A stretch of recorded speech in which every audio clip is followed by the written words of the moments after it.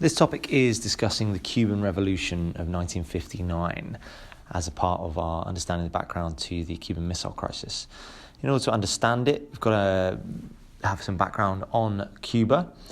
It's just 90 miles away from the United States, and throughout the 20th century there'd been an awful lot of strong links and lots of economic influence in Cuba, where US people had often holidayed over there. There was lots of businesses and lots of US control, shall we say, over Cuban industry.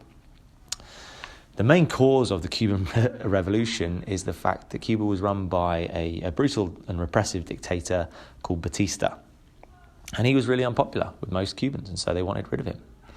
The events, in particular, we need to know about Castro, who led the revolution. Fidel Castro, very, very famous Cuban, internationally famous now.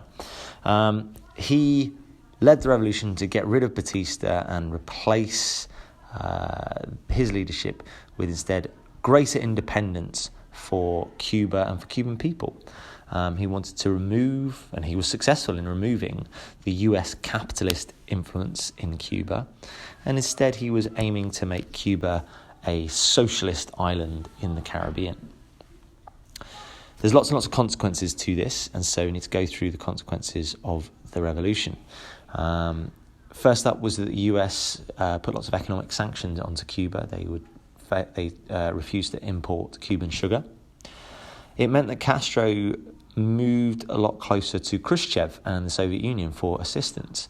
And so Castro, whereas not necessarily obviously communist, he got a lot closer to the communist regime of the Soviet Union.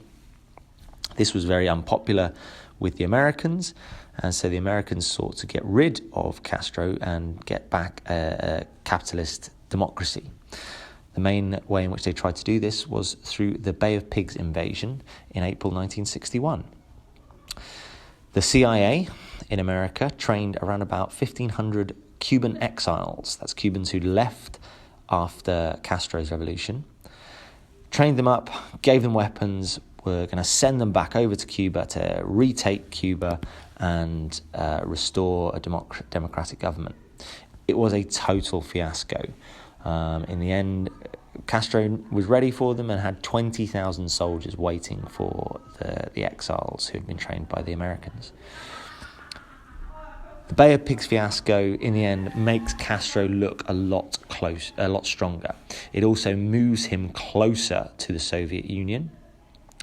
And really, it is a huge embarrassment for the United States of America, and specifically for their young president, Kennedy. He has been humiliated by this failure. The Americans would attempt to get rid of Castro in a variety of different means later on over the next 20, 30 years. But in particular, that's all we need to know with regards to leading up to the Cuban Missile Crisis.